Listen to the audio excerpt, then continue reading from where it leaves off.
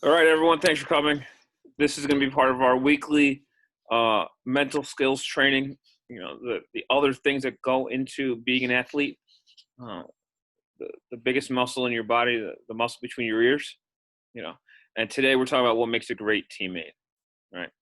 The teams that win championships are not always the most talented. They are the groups that work together the best. And there are certain concepts that all championship teams have, and our goal is to integrate those concepts into our team. So if we have the opportunity to be successful, we have those as a solid foundation. So let's get started. What makes a good team? Coach Savannah and Coach Billy, what are some ideas that you have that make a good team?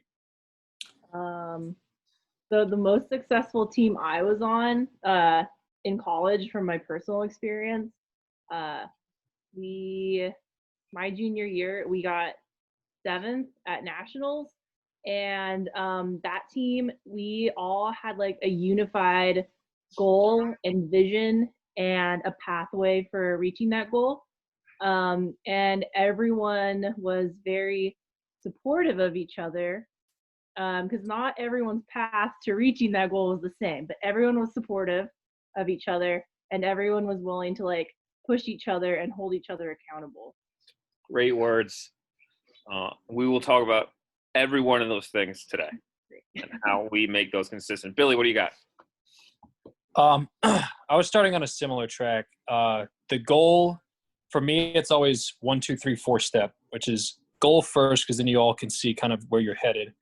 2 is the standards that you set because of that goal. Because otherwise, there's a reason why it's not just show up on time. Like there's a reason, like showing up on time has a purpose. It's not just like show up just for the sake of showing up. Like you show up because you have a goal. 3 is always hold yourself to that standard first. And then following that is making sure that we can all get into that standard. So it's kind of like finding the goal and then self-reflect and self-improve. Then as a whole, the group should all come up, and then we can hold each other to those standards. Excellent. And those are things we'll talk about today. So we have a foundation that Billy and Savannah illustrated for us, and we're going to talk about the concepts and break them down a little further. All right. Fun quote. We want to win championships. Hopefully you watched the Last Dance and saw that teamwork and intelligence will win championships. So when we talk about a team, right, there are 4 main components of every championship team: trust, effective communication, accountability, and mutual respect. Right. Championship teams have those 4 elements, and it's going to be important that we add those into our teams so that we're ready to go next June. So we're going to start with the first one. What is trust? Right. Trust, confidence, and the word efficacy are all interchangeable. Right. Efficacy is the belief a task can be accomplished, that it'll happen. So if I drop a pen, there's a high efficacy it's going to fall. Right. We believe it's going to happen. If I drop something, I believe it's going to fall. Right. So confidence is belief in yourself. Right. Can almost everyone here break 10 minutes on our 2K? Pretty high. But can you PR tomorrow? Who knows? The belief that it happens changes based on the task. And when you're talking about yourself, it's confidence. But when you're talking about your team, it's trust. Right? Do I trust that your teammates are going to accomplish a task? Me, Billy, Savannah work together. Right? If I ask Savannah, hey, Savannah, can you do X for me? Right? I trust that she's going to get it done. Right? And then I don't have to worry about it. I don't have to use my mental bandwidth thinking about both the task and whether or not she's going to fail me. I have complete trust she's going to accomplish the task. Right? So how do we build trust in our team? Here are 6 easy ways that we can build trust. Right? 1 is focus on controllable accomplishments. Right? So what is a controllable accomplishment? If you finish first place, right, that means you are relying on other people to come in second, third, fourth. Right? But if you focus on going 6:30 on your 2K, right? That is controllable, right? Now, whether 6:30 is fast enough to get first or second, Coach Billy talked about standards, right? Then we had to adjust our standards so that they get us the outcome of what we want. But we're not worried about first, second, third. We're worried about controllable accomplishments, because that helps us build trust. And then we highlight those accomplishments. When your teammate finishes first at an erg race, right? But they're 40 seconds off our PR. You know, you're right. They finished first, but we want to. What's controllable, right? Is the PR is something that we can do something about. If something is controllable, we can repeat it, and that is the third one: repeatable accomplishments, right? Some luck's really important. Sometimes it's better to be lucky than good, but we don't want to build our trust in the team off of random occurrences. We want to highlight things that are controllable and repeatable. Coming to practice every day. That is a repeatable accomplishment, right? Not saying that we're going to shun the victories that we luck into, but that's not going to be foundational piece, right? Our fourth part is going to be picking up our teammates, right? Your belief in yourself and your belief in others will change based on how you feel that day. And that is a fact. That is a scientifically proven fact. Your belief, your efficacy will change based on your emotional state, right? So if you can pick your teammates up, you can make a difference, right? You can build trust. The fifth one, value what you say you value, which is so important, right? Yeah, and we're going to talk about communication later, right? But when you say, I value PRing, right? But you only celebrate people who win, regardless if they PR or not, then you're putting your value on the winning and not on the PR, right? The PR is controllable. The outcome, the winning, is not controllable. So when you say that you find something important, right? Make sure you support that. And our last one, verbally support your teammates. Be there for your teammates. And those 6 things can easily build trust in a team.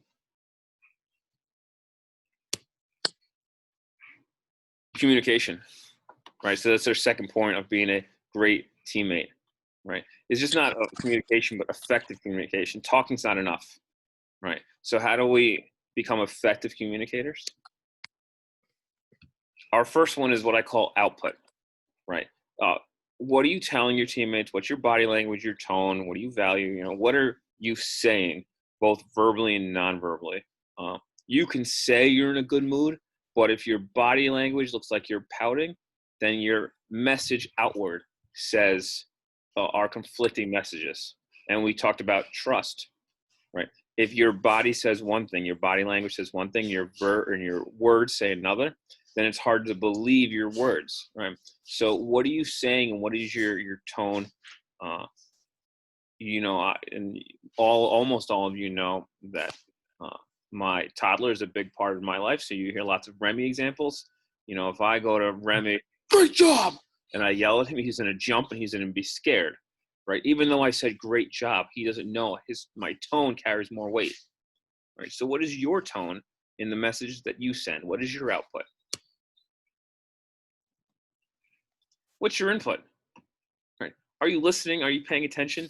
And does your body language say you're listening, right? Are you making eye contact, and are you following up? Bella's here, and she knows. And one of the things that coach always asks is, if you heard me, put your hand up, right? So the coxswain could acknowledge that they're listening. If you tell your teammate you're going to listen to them, and then you continuously check your cell phone while they're talking, that doesn't say that you're listening. Your input is not there, right? So how do we communicate effectively, right? We need our output to be one thing, and we need our input to be another. what are our barriers to communication, right? Do you jump to conclusions? Are you a negative person? Are your expectations unclear? Do you always want to talk? Those are things that will hinder communication. You know, if you had a bad practice and you haven't even had a chance to talk to your coach, and you're already writing the story in your head of what you're going to say to the coach once you get back on land, you know, you're jumping to conclusions. You set a barrier to listening. So you have to be aware of when you're putting barriers up is the first step, and then start bringing those barriers down.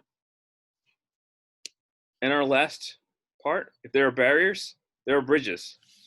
How are you getting to know your teammates? Are you listening to their stories? Are you sharing your goals? Are you talking about your own goals? You know, how do we get to know each other? And that last one is so important now because we're in pods. You know, varsity boys, varsity men, we've got six guys in 3 different groups. How are we going to bridge our pods together? That's something for us to talk about and think about, right? And we'll probably talk about it tomorrow. But how are we going to build bridges to bringing everyone together? None of these 4 things live on an island. They all have to work together, right, in order to be effective. Accountability.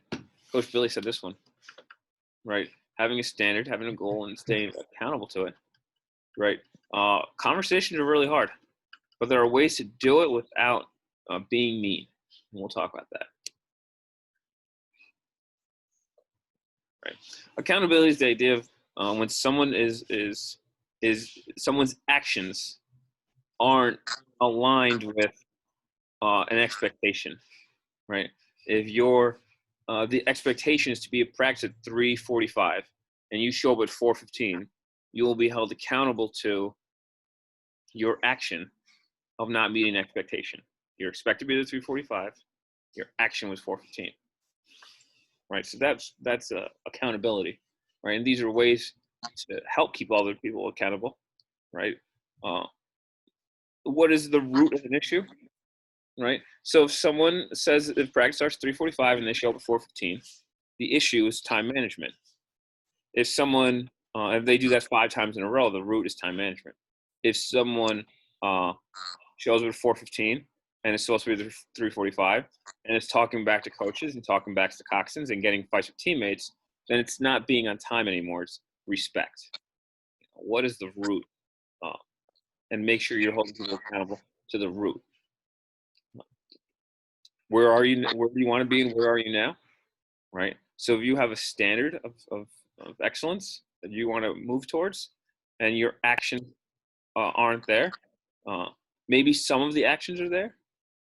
So you want to address the gap, right? So we want to be at time. I want to be on time at practice every day, 6 days a week. Great. And they show up every day, but they're late. All right, they're doing some of it, right? They're there every day. Now we just need to address the time part, right? Don't be afraid of the conversation, and we can be respectful when we have conversations, and we can learn a lot by having hard conversations. We can grow closer by having hard conversations. Right? Just like a hard earth piece, the hard earth piece can bring us together. Right? We can get better from it by going through it. So we can get better as a team by going through a difficult conversation. If this is something you're interested in, any of the coaches will help you have difficult conversations, will help you articulate yourself.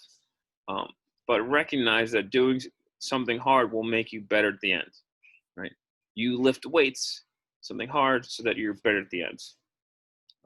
This one, motivation, ability, is so important. You know, why isn't someone meeting a standard? Is it their ability or is their motivation, right? Do they go back to the time example? Practice starts 3:45, they show up 4:15. Can they not get a ride until 4? Well, then we need to work on the ability, right? But can they get a ride at 3:30, but they want to do something else until 4:15? Well, then we need to address the motivation. You know, why is someone not showing up in that example, right? And then making a plan and following up.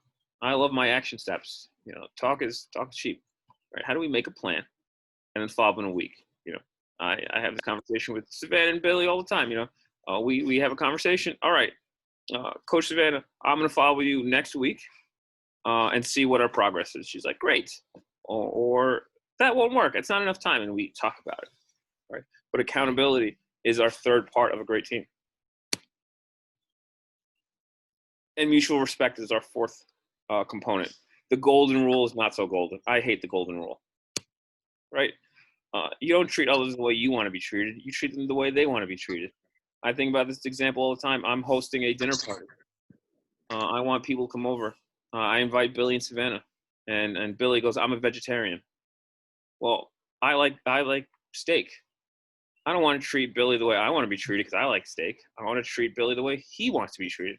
So I had to be respectful of that and recognize that he doesn't like meat. So I need to get him a vegetarian option, right?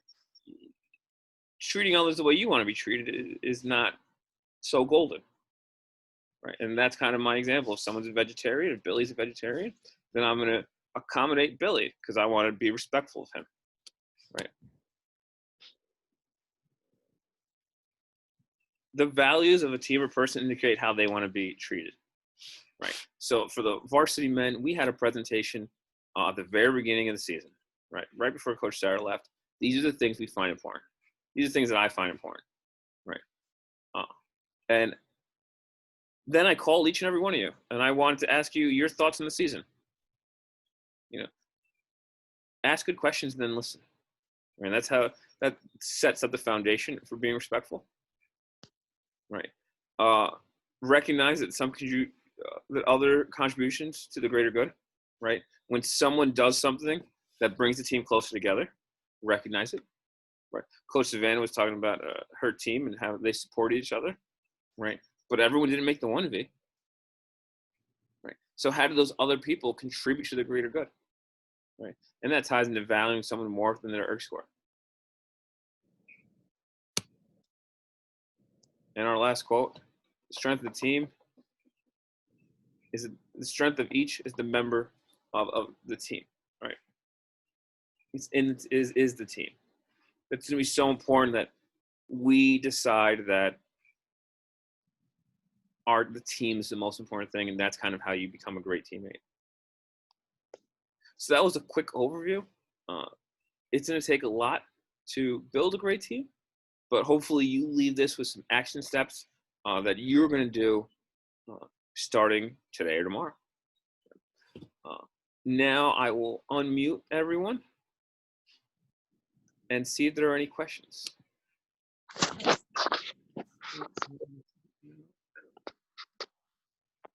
No. You know what I'm going to do? I'm going to stop recording, and then I'm going to stop my share screen.